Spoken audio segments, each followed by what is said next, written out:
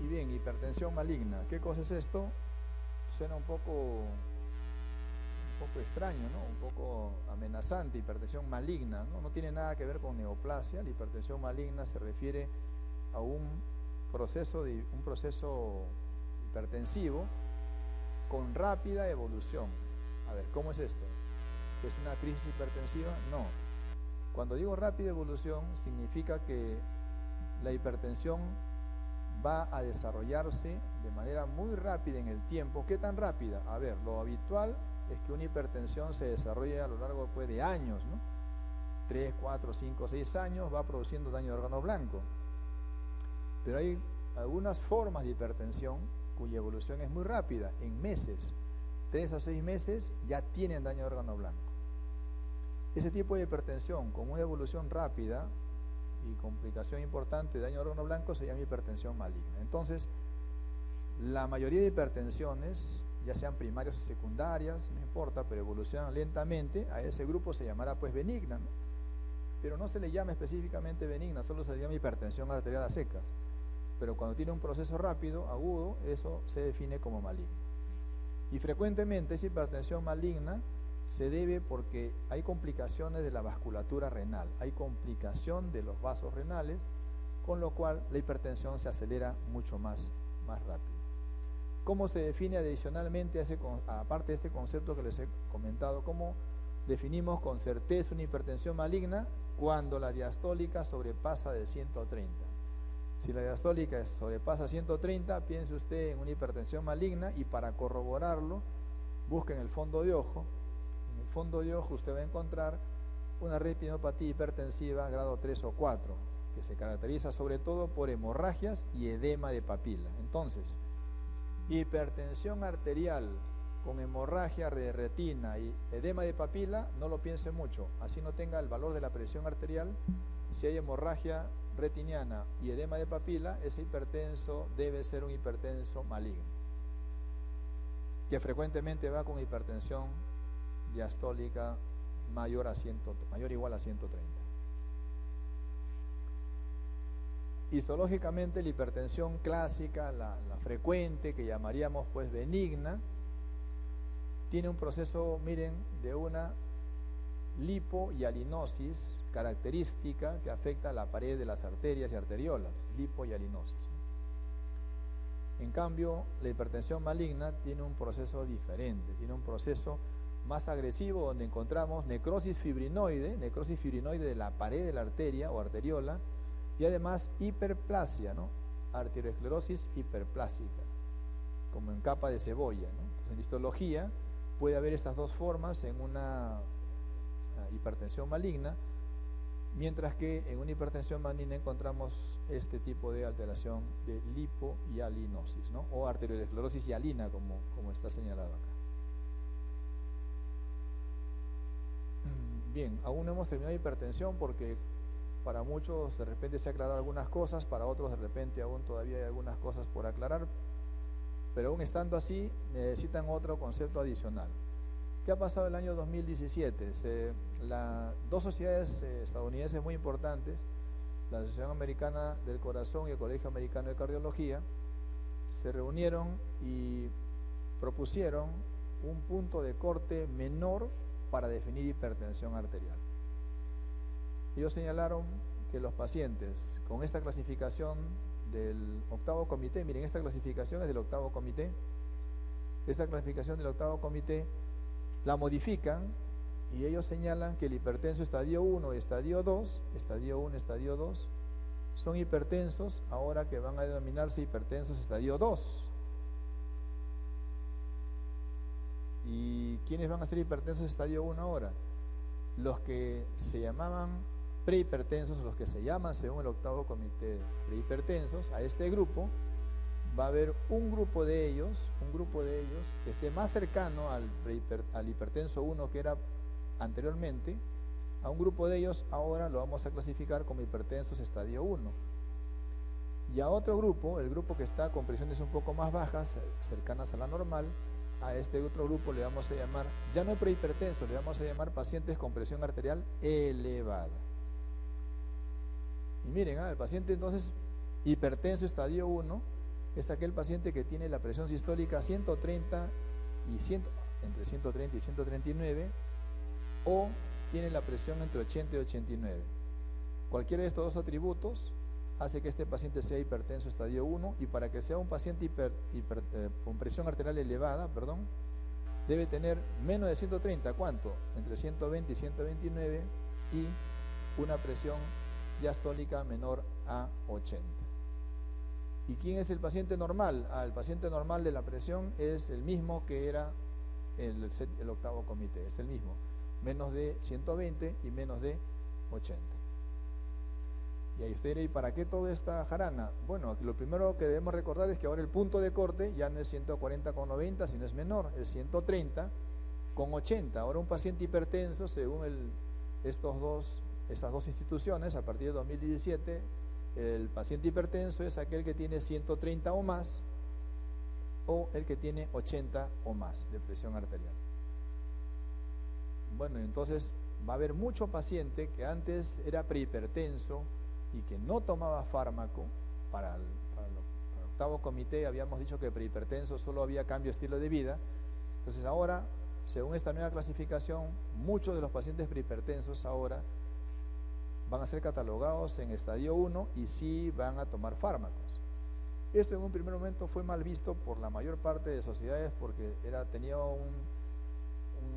como decimos, un tufillo pues muy mercantilista, ¿no? Porque aquí quien se beneficiaba sin duda alguna, quiera o no quiera, era la industria farmacéutica. Pero es que realmente sí hay un grupo de pacientes prehipertensos que sí necesitan ya fármacos. La pregunta es, entonces, estos pacientes por tener hipertensión estadio 1, así con estos valores a rajatabla, ¿necesitan fármacos?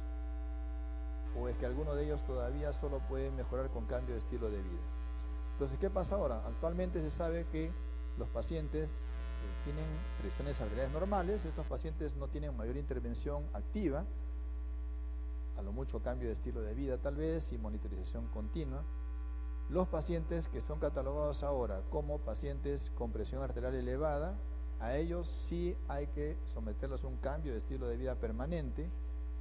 A los pacientes estadio 2, acá sí cambio de estilo de vida más fármacos, pero al paciente estadio 1, ¿qué se le indica? Al paciente estadio 1, uno podría decir cambio de estilo de vida más fármacos también, pero no siempre.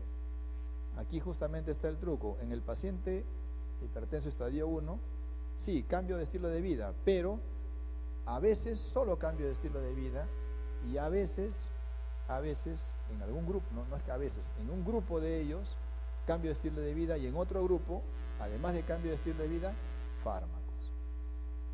La pregunta es, ¿y a quién le voy a dar solamente cambio de estilo de vida y a quién cambio de estilo de vida más fármacos? Se darán fármacos a aquellos que tienen más factores de riesgo, tantos que a los 10 años de vida se ha pronosticado un porcentaje de alteración o de mortalidad mayor al 10%. ¿Se acuerdan quién ya había dicho más o menos esto? ¿Se acuerdan qué clasificación la vimos al inicio? Los europeos, ¿no? Los europeos hace ya mucho tiempo señalaban esto como norma. Pero claro, los europeos no habían definido o redefinido la hipertensión. Los europeos seguían llamando paciente normal alto a eso, no habían dicho que eran hipertensos. Ahora, lo que sí han hecho estas dos instituciones es denominar a este grupo de pacientes que está en esta condición de posibilidad de recibir fármacos, además de cambio de estilo de vida, sí los ha denominado como hipertensos estadio 1. Entonces,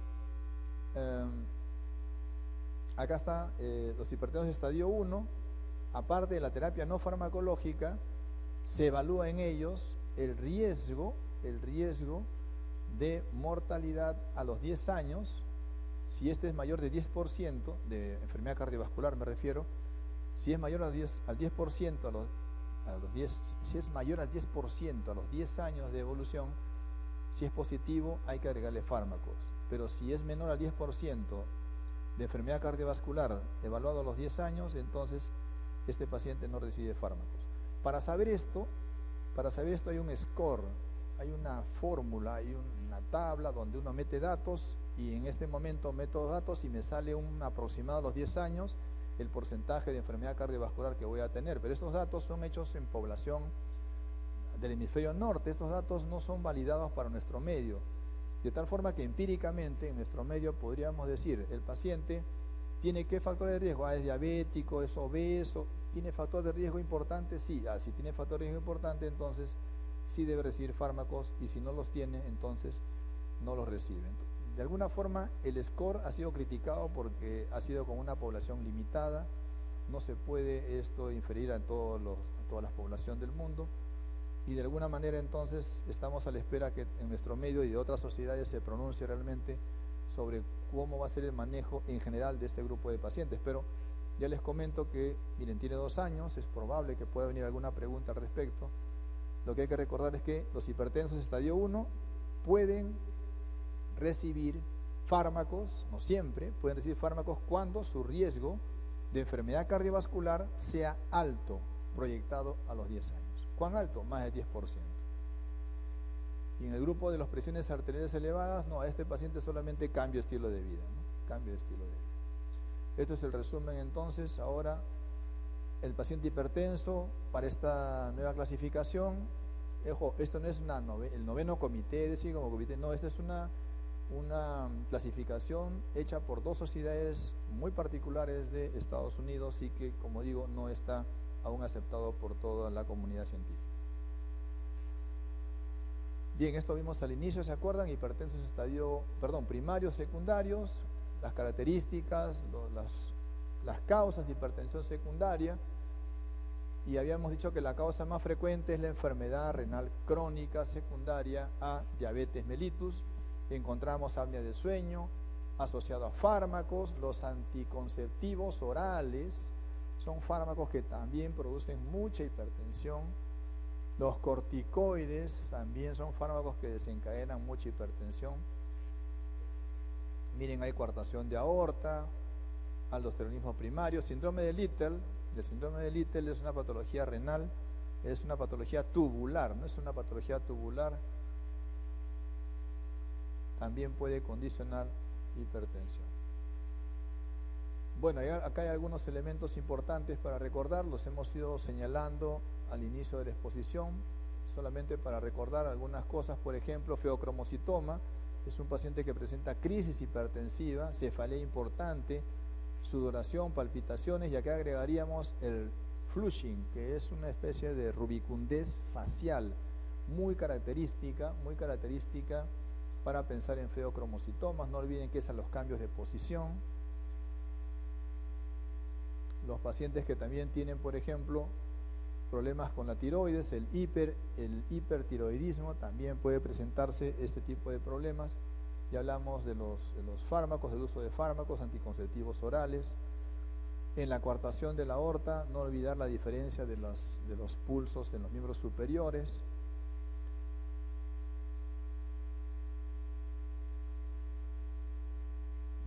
Muy bien, señala acá, varón de 55 años que acude al servicio de emergencia por cefalea y sensación de náuseas, ¿no? Bueno, hasta ahí, ¿qué podría hacer? Muchas cosas, ¿no? Habría que preguntar si se ha golpeado la cabeza el paciente o no. Pero le toman la presión y encuentran un valor de 180 con 120, ¿no? Muy bien, ¿qué pensaría usted? Que probablemente este paciente tenga 180 y 120, sobre todo 120, este paciente va a la emergencia porque algo no es habitual para él. Entonces es probable que esta presión haya aumentado en poco periodo de tiempo. Esto de acá debe tratarse entonces de una crisis hipertensiva, y si hay sintomatología, probablemente esto se trate de una emergencia hipertensiva.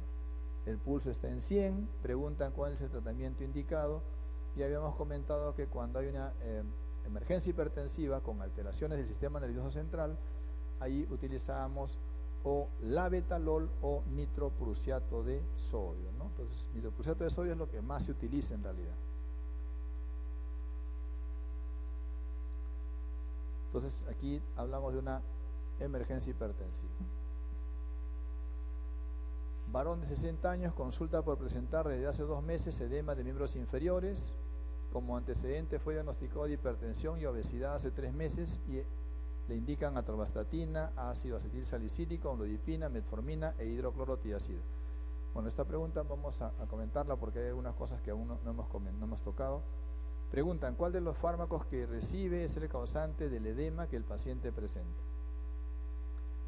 Claro, acá el paciente recibe muchos medicamentos, ¿no? Recibe atorvastatina, recibe aspirina, recibe amlodipino, metformina e hidroclorotiazida. Y preguntan, ¿cuál de ellos puede causar edema en el paciente? Claro, los edemas pueden ser por una hipertensión no controlada, ¿no? Muchas veces la hipertensión no controlada puede originar edema de miembros inferiores, incluso una hipertensión de larga data que produzca insuficiencia cardíaca. Una hipertensión de larga data con insuficiencia cardíaca izquierda y luego derecha también puede causar edema de miembros inferiores. Una hipertensión que dañe el riñón también a la larga puede originar edema de miembros inferiores. En general puede ser los edemas de miembros inferiores por muchas causas, pero preguntan, si en caso fueran los fármacos, ¿cuál de los fármacos está causando los edemas de miembros inferiores? La hidroclorotiazida es un fármaco que no se caracteriza por producir edema. La hidroclorotiazida produce más bien deshidratación en algunos pacientes. Recuerden, la hidroclorotiazida como eventos secundarios, no olviden, produce aumento de glucosa, hiperglicemia, produce también aumento del ácido úrico, hiperuricemia, produce también hipopotasemia, el potasio disminuye, hipopotasemia, puede causar también elevación del calcio, no tanto como hipercalcemia, pero también puede originar elevación de calcio.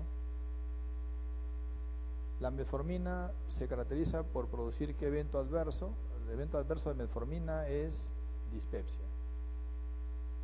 Por eso se recomienda usar metformina junto con el alimento o después, nunca antes. Metformina causa gastritis, dispepsia, gases.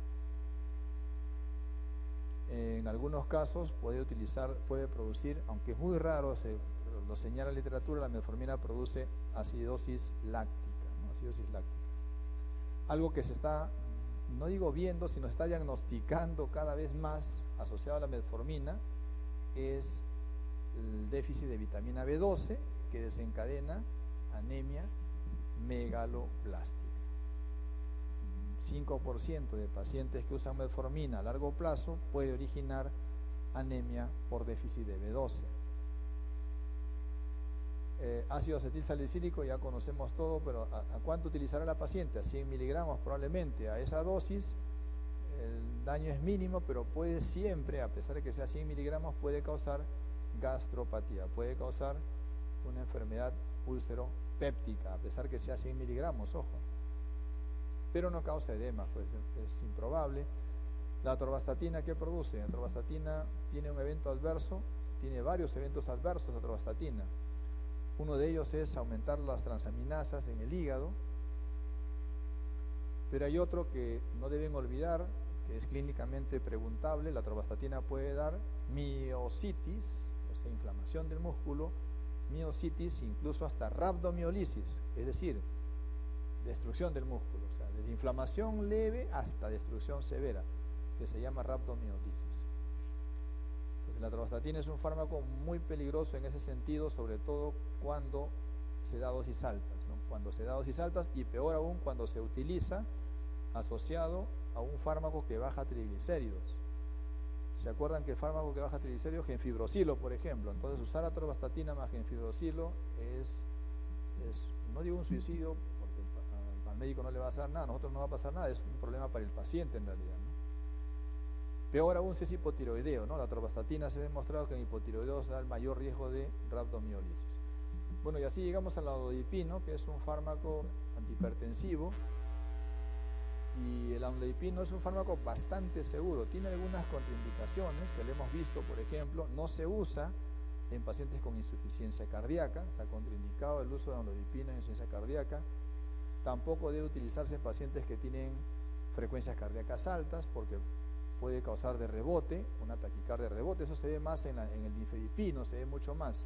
El amlodipino no tanto, pero también tiene más taquicardia. Y adicionalmente el amlodipino puede, como es un vasodilatador, el amlodipino frecuentemente se asocia a edema de pies y de tobillos. Y en un caso un poco mayor puede llegar hasta rodillas, ¿no? pero frecuentemente, lo frecuente es que produzca edema de tobillos y se llama edema maleolar, también se denomina edema maleolar a ese tipo de evento adverso, es un evento secundario. Por ese motivo, la recomendación cuando se usa amlodipino como antihipertensivo es no empezar con dosis altas, sino empezar con mitad de dosis. Por ejemplo, la tableta que viene de 10 miligramos se usa solo 5, y si le parece poco, usar otro fármaco adicionalmente, ¿no? Puede usar un YECA, un ARA2, lo que fuere, y en la siguiente sesión ir aumentando amlodipino, porque a veces si empezamos con dosis altas sí se ve claramente ese evento adverso y el paciente no regresa porque no le entra el pie al zapato, ¿no? Dice, nos vemos la siguiente semana, señora, le espero. Nunca más regresa porque usted le dio 10 miligramos y muchas veces el evento adverso es muy severo, ¿no? Varón de 48 años con antecedente de tabaquismo, refiere cefalea esporádica desde hace 5 años, se automedica con analgésicos desde hace 3 meses, las cefaleas son constantes, se acompañan de mareos e insomnio. Al examen colaborador, índice de masa corporal 32, presión alta, 150/100, cardiovascular, ritmos regulares, no hay soplo, resto del examen físico sin alteraciones. ¿Cuál es la conducta terapéutica inicial? ¿Qué diagnóstico tiene este paciente? ¿Es hipertenso el paciente? Podría ser, ¿no? De hecho que sí, es muy probable, ¿no? De hecho que sí, porque este paciente, miren, presenta, 48 años, ya está entrando a los 50, tiene factores de riesgo, tabaquismo, y esto de hace mucho tiempo, tiene fármacos como AINES, los AINES también inducen a presión arterial elevada, tiene sintomatología, cefalea intensa, la presión arterial está elevada, es un paciente obeso, o sea, tiene factores de riesgo cardiovasculares, tiene una presión arterial elevada, una sola, y a pesar que sea una sola, podríamos sospechar de hipertensión porque este paciente ya tiene cefalea, ¿no? Tiene sintomatología inclusive. Recuerden que para el diagnóstico de hipertensión no siempre son 2 tomas de presión arterial, basta que sea una sola, pero con sintomatología, y así llega a la emergencia incluso con infartos cerebrales, ¿no? Entonces, a todas luces, este paciente es muy probable que tenga hipertensión, y la pregunta es, ¿cuál es la conducta terapéutica inicial? Entonces, esta pregunta fue criticada y pudo ser reclamada de repente, pero la situación está bien concreta, ¿no? Dice la conducta terapéutica inicial. Inicialmente queríamos con este paciente siempre cambio de estilo de vida más fármacos. Si usted cree que ese paciente es hipertenso, tendría que cambiar estilo de vida y uso de fármacos, pero siempre tendrá que tener cambio del estilo de vida, ¿no? Entonces, cambio del estilo de vida ha de ser la respuesta para esta pregunta, y por supuesto que si usted ya considera que el paciente es hipertenso, debe dar medicación, y debe dar medicación, 1 o 2 medicinas, probablemente 2 fármacos, ¿no? 2 fármacos porque miren, tiene casi 100 de presión diastólica, o sea, están en estadio 2, si está en estadio 2, debe usarse 2 antihipertensivos. Por eso que para muchos dice, la respuesta es iniciar terapia combinada. Sí, podría ser, pero no existe nada de beneficio si no hay cambio de estilo de vida primero, y es lo que preguntan, ¿no? Terapia inicial. ¿Cuál es el medicamento que está contraindicado en pacientes con dislipidemia e hipertensión arterial? ¿Qué fármaco puede aumentar más los lípidos? Habíamos visto que son 2 fármacos que aumentan lípidos, los diuréticos tiacídicos y los beta bloqueadores, ¿no? Pues acá tenemos en la pridalfametildopa, amlodipino, valtarsana, el único que correspondería aquí sería hidroclorotiazida. Hidroclorotiazida, mucho cuidado, no se indica cuando el paciente es con gotoso, contraindicación absoluta, y también valorar si se debe usar o no en prediabéticos, en pacientes con colesterol o triglicéridos elevados, por ejemplo, en pacientes con hipopotasemia. Podría usarse, sí, pero con bastante monitorización de esos pacientes. Siguiente pregunta, varón de 68 años, 60 kilos de peso, refiere presentar hace 3 meses cefalea global de forma esporádica, astenia, hiporexia, edema palpebral. Antecedente de hipertensión no controlada. Muy bien, ese paciente viene con 170/100. Encuentra una hemoglobina baja, ¿no? Hematocrito de 28%, la creatinina está dañada, miren, perdón, el riñón está dañado, creatinina de 3, urea de 68, lo cual indica que este paciente hipertenso ya tiene daño renal. Sedimento urinario, leucocitos 3 a 5 por campo, hematíes 15, 18, o sea, definitivamente hay un daño renal de este paciente y la pregunta es ¿qué antihipertensivo elegiría? Esta es una pregunta un poco complicada porque uno a simple vista que dice fácil, pues un hipertenso con daño renal, y yo sé que un hipertenso con RC, diabético no importa, hipertenso con RC, el fármaco de elección es un YECA o ARA2, ¿no? Y usted marcará por la letra C. Sin embargo, quien ha hecho la pregunta lo ha hecho un poco a la maldad porque el daño renal que este paciente tiene es un daño renal ya un poco avanzado. ¿Y cómo sé yo, el ojímetro, por decirlo, cómo sé yo así a simple vista que es un daño avanzado? Porque la creatinina está en 3. Recuerden que cuando la creatinina está en 2, frecuentemente ese paciente tiene ya, miren, si el paciente tiene límite superior de creatinina, puede estar hasta el 50% disminuido su tasa de filtración, solo con un valor, con 1.3, ¿no? Que usted puede pensar 1.3 es normal. Puede ser normal, pero puede estar ya a la mitad de su tasa de filtración. Entonces, la asegura, cuando la creatinina tiene 2 de valor, de seguro que su tasa de filtración está por debajo del 50%. Y en este caso tiene 3, también de seguro que su tasa de filtración está menos de la tercera parte de lo normal, o sea, menos de 30% de tasa de filtración. Con ese dato que no les he comentado, pero se los doy ahorita, y entonces usted podría decir, no, pues la tasa de filtración es menos de 30%, no puedo usted utilizar YECA, y entonces, ¿qué utilizo? Un calcio antagonista. Un calcio antagonista. ¿Y qué calcio antagonista es el único que tenemos acá? El único que tenemos es nifedipino, pero no está indicado. Sí está indicado en realidad cuando es un nifedipino retard, un nifedipino de liberación lenta. ¿Por qué no está indicado un nifedipino convencional? Porque baja la presión muy bien, pero produce taquicardia de rebote. Aún usted le dé cada 8 horas es complicado, no es un fármaco de elección. Si nos hubieran puesto amlodipino, sería mucho mejor. Pero bueno, tenemos un nifedipino y es el mejor fármaco que podríamos utilizar. Sí, pues. Si no mejora con nifedipino, podríamos usar otro fármaco adicional. Atenolol no está muy de primera línea indicado en este paciente, todavía en este momento, pero podría ser luego.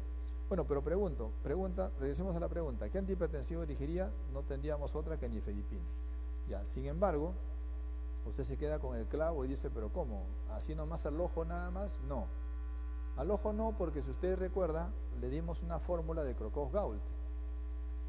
¿Puede usted sacar la tasa de filtración según Crocos-Gault? A ver, échele pluma.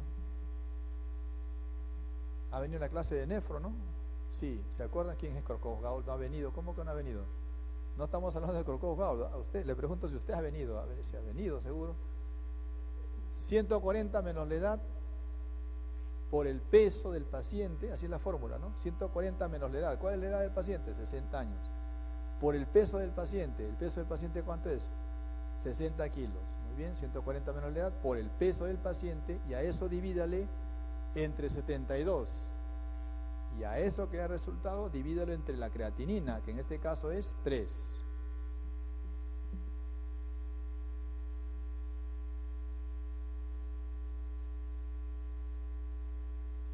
Tiene que salir menos de 30 con toda seguridad, ¿no?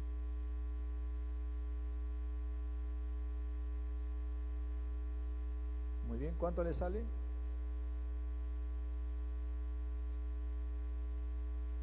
Están sacando la mano. Claro, que se van a demorar si ahora con calculadora nomás. Sin calculadora ya no pueden sacar. A ver, ¿cómo es? Use nomás calculadora. ¿Cuánto sale, doctora? ¿Doctor? 20. 20 está en el suelo, ¿no?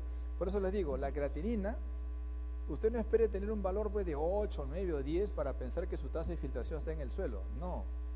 La creatinina, cuando ya está en 2, usted dice, no, pero 1 es normal, 2 es poquito, con 2 ya tiene menos del 50%, y con 3 tiene menos del 30%. Ya, pero igual, acá utilizó su fórmula Crocos-Gault, le salió menos de 30, no puede utilizar YECA, ¿qué utiliza? Un calcio antagonista. ¿No es el mejor? Sí, pues no es el mejor, pero es el que les han puesto, es respuesta oficial, esto ha venido el año pasado. Muy bien, otra pregunta más, a ver. varón de 56 años, hipertenso, con tratamiento irregular, que acude a la emergencia por cefalea tipo opresiva, náuseas y alteraciones visuales. Este paciente tiene un problema importante en el sistema nervioso. De repente es un hipertenso no controlado que está haciendo daño de órgano blanco. ¿Dónde? En el sistema nervioso. Efectivamente, su presión, para que no haya duda, 200 con 140, ¿no? Ya voló, no hay duda. Este paciente debe tener pues una emergencia hipertensiva y el órgano de daño, al menos clínicamente evidenciado, el sistema nervioso. Si evaluamos corazón, es posible que pueda estar haciendo de repente también una isquemia miocardio. Si evaluamos riñón, de seguro que también está haciendo una ira. Pero aquí lo concreto es que la clínica señala que el paciente viene por un cuadro de alteración del sistema nervioso central. La frecuencia cardíaca está elevada, la saturación 98%, y en el fondo de ojo, retinopatía hipertensiva grado 3. A este paciente incluso podríamos decir que es una emergencia hipertensiva secundaria a una hipertensión maligna. ¿Por qué maligna? Porque claro, tiene más de 130 y además tiene retinopatía hipertensiva grado 3, que habíamos dicho que cuando es grado 3 o 4, alta probabilidad que sea hipertensión maligna. Pero bueno, eso no es la pregunta, veamos qué pasa. El paciente pasa shock trauma, claro, porque este paciente tiene que ser manejado con fármacos endovenosos, es una emergencia hipertensiva. Pasa shock trauma donde le inician labetalol endovenoso, que habíamos dicho que cuando hay una emergencia hipertensiva el manejo es nitroprusiato de sodio o labetalol. Acá le ponen labetalol, pero cuando usted piensa que le van a preguntar cuál es el diagnóstico, no le preguntan eso. ¿Qué le preguntan? ¿A qué valor se debe disminuir la presión diastólica en milímetros de mercurio? Créanme que es una pregunta bastante complicada para un examen de residencia, así ha venido, por eso que nos hemos detenido un poco en esa parte del manejo de la crisis hipertensiva. Y usted dice, ¿y ahora qué hago? ¿Qué cosa hago? ¿Cómo manejo? ¿Qué cosa utilizo, no? Acá le preguntan sobre la presión diastólica, también le pueden haber preguntado sobre la sistólica, pero recuerden que el elemento más importante es la diastólica, al menos en este paciente. Por lo tanto, ¿qué habíamos dicho? Que tendríamos que bajar en la primera hora, porque es un paciente con encefalopatía hipertensiva, no es una disección de aorta, ¿no es cierto? No es un feocromocitoma, sino es una condición habitual, una encefalopatía hipertensiva.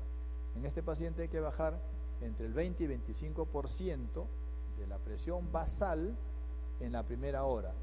Y como piden diastólica, vamos a ver la diastólica.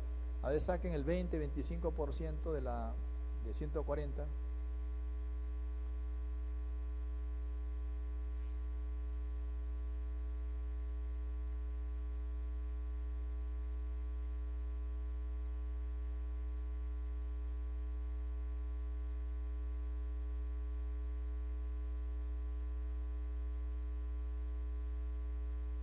Claro, y eso, réstenlo ahora 140. 140 menos su 20 o 25%.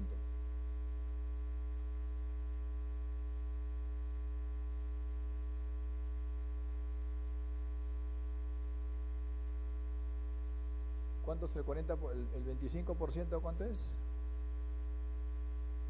El 20 o 25, 20 o 25%, ¿no? Sale más o menos cuando 35. Ahora, 140, que es el basal, quítenle 35, entonces la presión diastólica en la primera hora óptimamente tiene que llegar a 105, idealmente. Y luego, en la segunda, tercera, cuarta, quinta y hasta la sexta hora, lo ideal es que el paciente tenga 160, eso también es un consenso, 160/110, ¿no es cierto? 160/110. Eso también podría ser. Con eso entonces usted diría, sí, pues, pero acá no me preguntan si es a la primera hora, ¿no? ¿Dónde dice que es a la primera hora? No dice, ¿no? Dice, ¿a qué valor se debe disminuir la presión diastólica? ¿Que a la hora? ¿A las 6 horas? ¿En 24? No dice. No dice, pero se entiende pues que es a la primera hora, ¿no? Se entiende que es a la primera hora. porque si fuera a las 6 horas o a las 48 horas, cambia completamente los diagnósticos. Por lo tanto, entonces, la respuesta acá, orientada a la primera hora del manejo de este paciente, sería una presión diastólica de 105. Bueno, en promedio, pues han puesto acá, la respuesta es 100 a 105, ¿no? Que sería un promedio. Es la primera vez que ponen una pregunta donde tienen que hacer estos cálculos, ¿no? Siempre ponen preguntas teóricas, aproximaciones, porcentajes, nada más al cálculo, pero acá usted ha tenido que sacar pluma y llegar a este valor. Revíselo, por favor, porque no está de más, es alta probabilidad que pueda venir una pregunta parecida en exámenes posteriores. ¿Cuál de las siguientes alternativas es causa de hipopotasemia asociada a hipertensión arterial? Entonces, si tengo un paciente hipertenso que tiene hipopotasemia, que habíamos dicho que hay que pensar primero en un síndrome de Kohn, no, mentira, bueno, sí, síndrome de Kohn, que produce hipertensión debido a un hiperaldosteronismo, ¿no? Un hiperaldosteronismo primario, es decir, la glándula suprarrenal está produciendo pues mucha aldosterona y eso condiciona reabsorción de sodio, más volumen, más presión, más sobrecarga de volumen, pero también bota mucho potasio. Entonces, mucho cuidado, hipopotasemia asociada a hipertensión, hiperaldosteronismo. No dice acá hiper, claro, no dice, pero es un problema de aldosterona, es un problema de aldosterona que primariamente está produciéndose más. Varón de 45 años, asintomático, acude para la evaluación del riñón, paciente joven, no tiene aparentemente ningún problema, pero tiene un antecedente, ojo, hipertenso, diagnosticado hace 2 meses, y además otro problema más, diabético de hace 5 años, o sea, tiene 2 factores de riesgo para que el riñón se dañe, ser diabético y ser hipertenso. La presión arterial está en 160/100, o sea, este paciente tiene una hipertensión importante, una hipertensión estadio 2, debe usar 2 fármacos este paciente antihipertensivo, 2 fármacos de arranque debe usar, aparte de cambio de estilo de vida. Dice acá que la depuración de creatinina aún está bien, 100 mililitros por minuto, no está tan alterada. Y tiene proteinuria de 24 horas de 500 en 2 oportunidades. Este paciente, por más que tenga una tasa de filtración más de 90, ya tiene ERC de seguro. ¿Por qué? Porque tiene proteinuria, y cuando dice 2 oportunidades, de seguro pues que ha sido valoradas en el tiempo, ¿no? Sospecharíamos que puede ser en 3 meses o más. En todo caso, es un paciente diabético, hipertenso, que tiene daño renal, tiene proteinuria, la tasa de filtración es 100, así que aquí de repente ya no es como el otro problema que no, ya no puedo usar IECAS. Acá si me preguntan qué fármaco debo elegir para manejo de presión, sin duda alguna, IECA o ARA2, porque tengo buena tasa de filtración. Más aún, si el paciente tiene proteinuria, con mayor razón todavía está indicado IECA y ARA2. Recuerden, donde haya proteinuria y hipertensión, IECA o ARA2, donde haya diabetes, IECA o ARA2, ¿no? Entonces, ahora, ¿cuál es IECA o ARA2? Acá hay que buscar nada más enalapril, ¿no es cierto? Ahí está enalapril. Si por la final dice IECA o ARA2, no dice, pues no dice, busque usted, puede ser pues cualquier otro fármaco que no sea enalapril. ¿Qué antihipertensivo está contraindicado en un hipertenso con antecedente de asma? Ya habíamos comentado, paciente asmático no debe recibir un fármaco que le cierre los bronquios o bronquiolos. ¿Y qué fármaco cierra bronquios o bronquiolos? Pues un beta bloqueador, ¿sí? Contraindicado, ¿no? Atenolol no puede recibir un paciente que está recibiendo tratamiento farmacológico como con el asma. Varón de 50 años presenta orinas espumosas, entonces debe tener proteinuria. Es diabético hace 10 años, si hay orinas espumosas debe ser un síndrome nefrótico, gran proteinuria. Es además hipertenso de hace 2 años y no recibe tratamiento. El paciente es una joya. La presión arterial 160/90, es una presión alta, debe recibir 2 fármacos antihipertensivos, tiene 160, estadio 2. Leve palidez. Se leve palidez, debo pensar que también en daño renal está un poco avanzado, ya no hay eritropoyetina, podría pensar así. Edema 1 cruz, 3 cruces. ¿En dónde? En miembros inferiores. La proteinuria 2 cruces, es cierto, ya nos habían dicho que hay orinas espumosas. O sea, sin duda es un diabético hipertenso con daño renal. Diabético hipertenso con daño renal. No podríamos decir con certeza que la tasa de filtración está disminuida, no podríamos decir, no nos dan esos datos, y si no nos dan esos datos, entonces uno como que no puede también asegurar que es eso. No, pero usted dirá, sí, pero dice palidez leve. Ya, cuando hay palidez leve, tampoco podemos decir que la tasa de filtración está pues muy deteriorada. Recuerde que la anemia clínicamente manifiesta se ve cuando la RC está en valores el estadio está de 4 o 5. Una leve palidez puede que el estadio solo esté en el nivel 3. ¿Por qué insisto en esto? Porque preguntan qué antihipertensivo. ¿Qué antihipertensivo en un diabético que tiene daño renal es IECA o ARA2? En este caso, IECA o ARA2, tenemos enalapril, ¿no? El único fármaco a marcar. ¿Qué pasaría si usted dice no, porque ya tiene un RC avanzado y como está avanzado ya tengo que otro fármaco? Sí puede ser, pero no hay ningún indicio concreto que tenga una tasa de filtración por debajo de 30. No hay ningún indicio. Mientras no ocurre eso, no hay problema, ¿no? Puede tener daño renal, proteinuria, todo lo que quieran, pero tiene que haber algo que les diga que la tasa de filtración es menos de